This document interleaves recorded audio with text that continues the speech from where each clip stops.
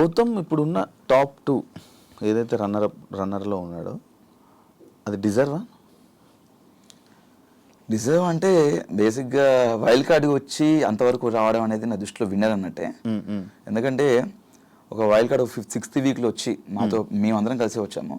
మనడు గట్టిగా tug of war ఆడుతూ గేమ్లు ఆడుతూ టాస్క్లు ఆడుతూ గట్టిగా ఫైట్ చేస్తూ నామినేషన్స్లో ఫైట్ చేస్తూ అక్క వరకు వెళ్ళడం అనేది చాలా గ్రేట్ వైల్డ్ కార్డ్లో. నాకు సెకండ్ పొజిషన్ అనేది నాకు దృష్టిలో వైల్డ్ కార్డ్గా ఒక విన్నర్ అండి శివ నా దృష్టిలో. రామ్ చరణ్ గారు నీ ఎక్స్పీరియన్స్ ఏంటి బ్రో? అది సూపర్ ఎక్స్పీరియన్స్ యాక్చువల్లీ.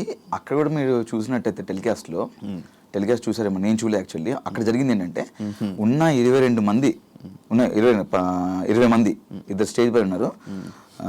20 మందిలో అందరినీ 1 by 1 అందరిని లేపి పరిచయం చేస్తున్నారు.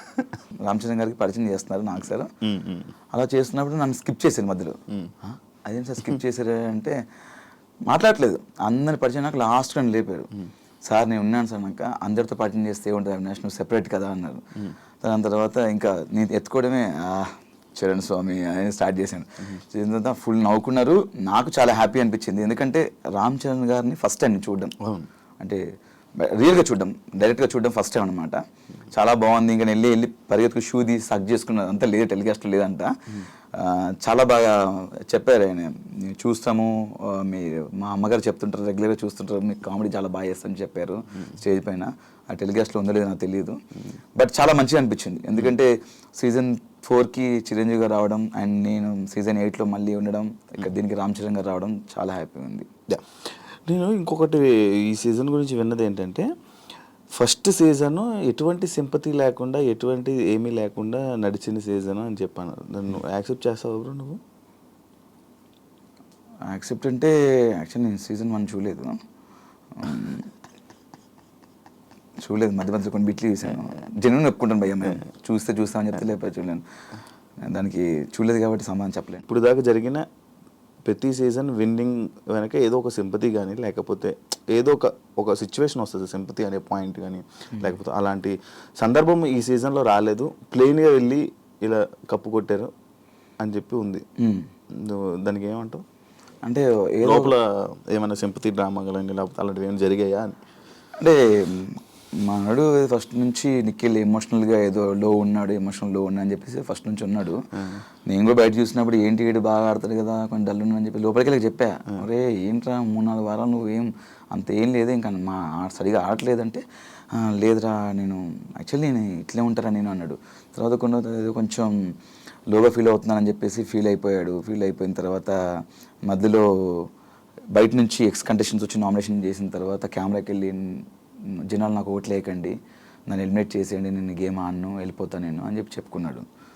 దాని తర్వాత ఏమైనా తెలియదు, సడన్గా వెళ్ళి మళ్ళీ కెమెరాకి లేదు నేను ఆడతాను, నాకు ఓట్లు వేయండి అని మళ్ళీ చెప్పుకున్నాడు. మధ్యలో ఏదో డిస్టర్బెన్స్ ఉంది, దానివల్ల లోగా ఫీల్ అయ్యాడు. దాని తర్వాత మళ్ళీ గెట్ బ్యాక్ అయ్యాడని చెప్పాడు. మేబీ అతనికి పర్సనల్గా ఏమన్నా ఎమోషనల్గా ఉంది, 100% ఉంది. అది ప్లస్ అయిందో మైనస్ అయిందో నాకు తెలియదు, బట్ ఆయనకు మాత్రం ఎమోషన్ ఒకటి ఉంది. నిఖిల్ బయట నుంచి పరిచయం కదా నీకు? బయట పరిచయం షోస్ వరకే, బయట ఒకసారి కలిసామన్నమాట అంతే. జెన్యూన్గా ఉన్నాడా లోపల? ఏమైనా తేడా కనిపించిందా? అంటే కొంచెం అడవాడి చేస్తాడు, బట్ అక్కడ అంత అడవాడి చేయలేదు. ఫస్ట్ కొన్ని వారాలు అయితే కొంచెం ఫ్రీక్ అవుట్ అయ్యి కొంచెం చిల్ క్యానటే కొంచెం సెటిల్డ్గా ఉన్నాడు. నేను అదే ఏంట్రా నువ్వు సైలెంట్గా ఉంటున్నావు ఏంటి, ఫన్ టాస్క్ వచ్చినప్పుడు కూడా ఎక్కువ ఇన్వాల్వ్ అయ్యాడు కాదు, సపరేట్గా కూర్చొని ఏదో చూస్తూ నవ్వేవాడు. నాకు అదే అనిపించింది, ఎందుకు అలా ఉంటున్నావు నువ్వు? విన్నర్స్ లక్షణాలు ఏమో అవి. మేబీ అయి ఉండొచ్చు. అంటే నేను చూసినంత వరకు నిఖిల్ కొంచెం అది కాదు, వేరు ఉన్నాడు. అంటే కొన్ని వారాలు, దాని తర్వాత లాస్ట్ కొన్ని వారాల తర్వాత మళ్ళీ ఓపెన్ అప్ అయిపోయాడు. చెప్పే కదా, స్టార్టింగ్ కొంచెం డల్ ఉన్నాడు, లోగా ఫీల్ అయ్యాడు, ఎమోషనల్గా నేను లోగా ఫీల్ అవుతున్నా అని చెప్పాడు.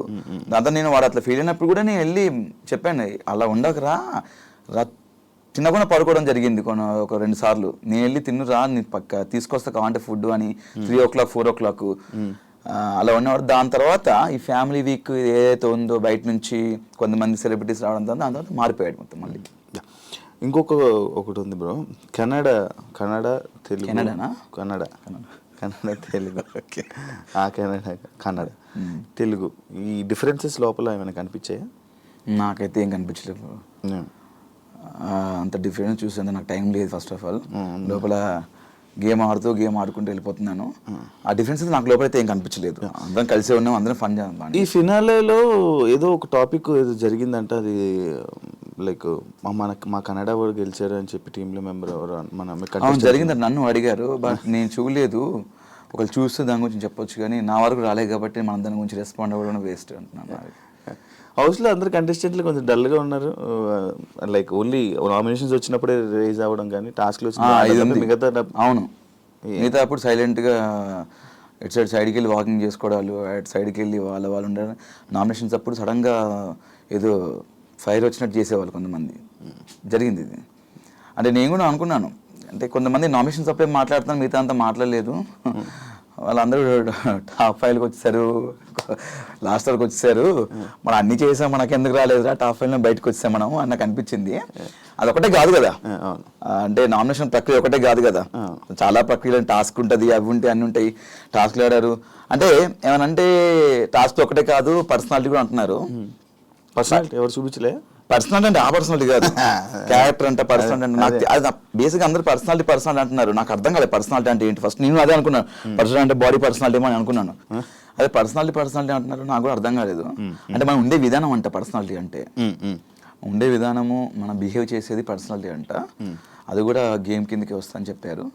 అందుకే మనకు అవన్నీ తెలియదు పర్సనాలిటీ. మనం ఎలా ఉన్నాం అలా ఉన్నాం. మనకు ఎక్కడైనా అనిపిస్తే ఫన్ చేయడము, ఏమన్నా ఎవరి మీద కామెడీ చేయడము, లేకపోతే సరదాగా మాట్లాడుకోవడము.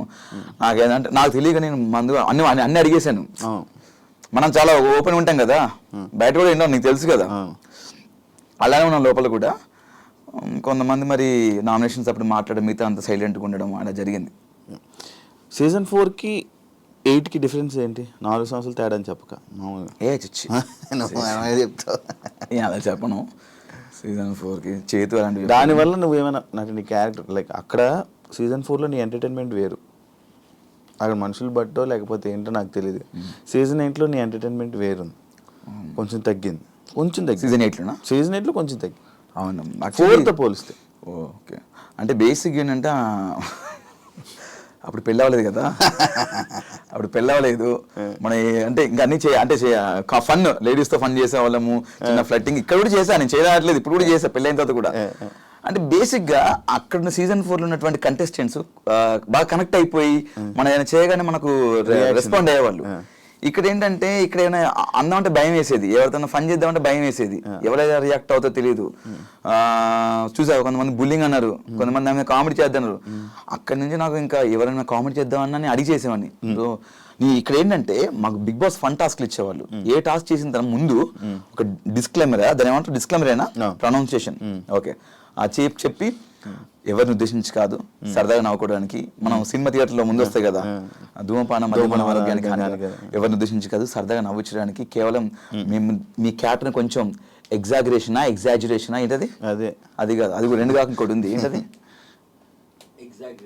అది కూడా కాదంట, ఏదో ఎగ్జాగరేషన్, దాన్ని కొంచెం దానికి యాడ్ చేసి లేనిది యాడ్ చేసి చేయడం. అలా చేస్తామండి, ఎవరు హట్ అవ్వద్దు అని చెప్పేసి చేయడం జరిగింది. అయినా కూడా అట్టారు కొంతమంది, అట్లా చెప్పినా కూడా.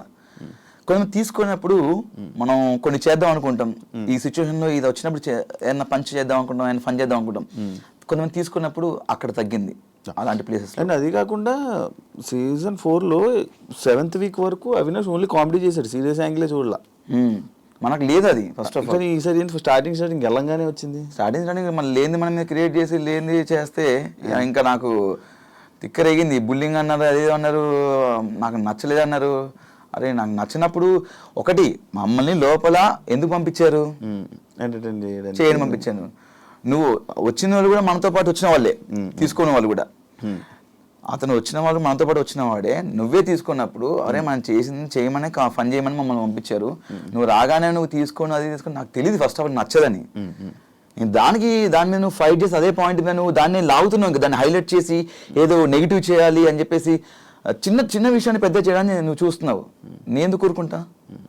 అంత గట్టిగా అరిచినప్పుడు నాకు అరవడం గొంతు ఉంది, నేను గట్టిగా అరుస్తే, ఇంకా నేను అరిస్తే డైరెక్ట్ కరీంనగర్ దాకానే పడుతుంది మళ్ళీ.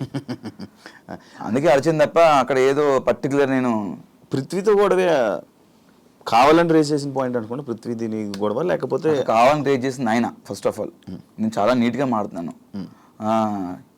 రారా అన్నాడు. నేను ఫస్ట్ ఆఫ్ ఆల్ రారా అన్న. నేను ఫస్ట్ నా ఇంటెన్షన్ ఏంటి ఉంటుందంటే ఎవరితో మాట్లాడి అన్న అన్న అని పిలుస్తా. అది చిన్నవాళ్ళు కానీ పెద్దవాళ్ళు కానీ అన్న చెప్పండి అన్న అన్న అన్నని. నా నేచర్ అలాంటిది. నాతో ఫ్రెండ్స్ ఉన్నవాళ్ళు కానీ అందరికి తెలుస్తుంది మామూలుగా. అన్న అని పిలుస్తా కానీ వాడు వీడని ఎప్పుడు పిలను. అలాంటిది నువ్వు డైరెక్ట్ రా ఏంట్రా ఆరా అంటే వద్దు రా అని వద్దంటే అంట అనరా ఏం చేస్తావు రా అని పర్టికులర్ అంత అంటే నేను ఎందుకు తీసుకుంటే చెప్పు. అంటే నేను గట్టిగా అడిచాను. అయినా అక్కడ నువ్వు రా అంటే నేను రా అనలేదు. అది నా సంస్కారం కాదు. నేను చెప్పినా నాకు అంతమంది చెప్తున్నారు అలా అనొద్దు అనొద్దు అని చెప్పినా కూడా అంటున్నానంటే అది మరి ఇంకా పైత్యమా లేకపోతే ఏంటో నాకు తెలియదు. ముందా బాండింగ్ బయట లేదు కట్ట అంటే ఇప్పుడా ముందు లేదు ఇప్పుడు కూడా లేదు నాకు. అంటే లైక్ అంత పెద్ద ఏం కనెక్ట్ అవ్వలే పృథ్వీతో. కనెక్ట్ అవ్వాలంటే ఇంకా మళ్ళీ నార్మల్ టైంలో మంచిగా ఫన్ చేసేవాళ్ళు. మనడు బాగానే మాట్లాడేవాడు. బయటికి వెళ్ళినాక మనడు నాకు కాల్ చేయలేదు, నేను చేయలేదు.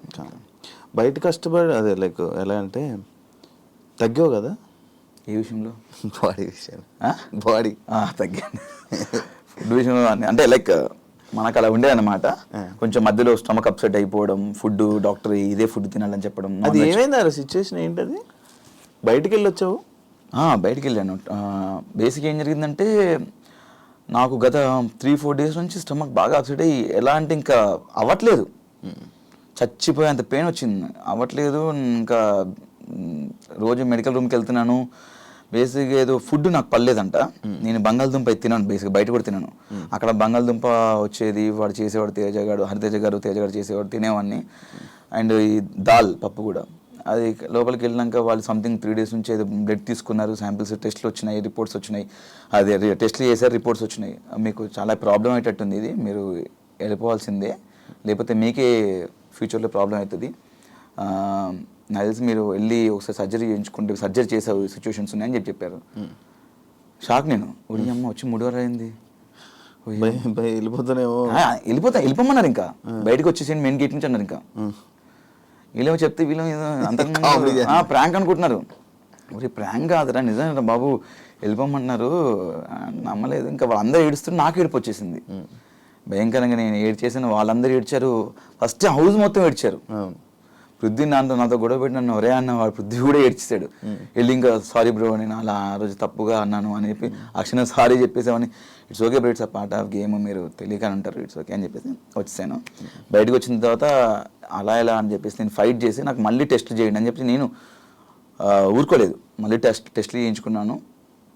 పర్లేదు, ఫుడ్ ఇన్ఫెక్షన్ అయింది, మెడిసిన్ ఇస్తే మెడిసిన్తో మీరు కంటిన్యూ వచ్చని చెప్పారు. మళ్ళీ లోపలికి వచ్చాను. ఒక 3-4 అవర్స్ తర్వాత మళ్ళీ లోపలికి వచ్చాను. 3-4 గంటలు బయట మళ్ళీ టెస్ట్లు అయ్యి అక్కడి నుంచి ఇక్కడ నుంచి ముసుగు వేసారు, హాస్పిటల్ తీసుకెళ్ళి ముసుగు తీశారు, టెస్ట్లు చేశారు, ముసుగు వేసారు, తీసుకొచ్చారు. గ్యాప్ లో చూడలే ఎక్కడా బాబోయ్ అసలు నాకు ట్రాఫిక్ సౌండ్ వినబడుతుంది అంతే, ఇంకేం లేదు. ఎక్కించే డైరెక్ట్ తీసుకెళ్లారు. ఏదో అన్ని ఇట్లా పట్టుకొని ఎక్కాను, మరి మెట్లు ఎక్కడం కానీ లిఫ్ట్ ఎక్కడం కానీ. బయట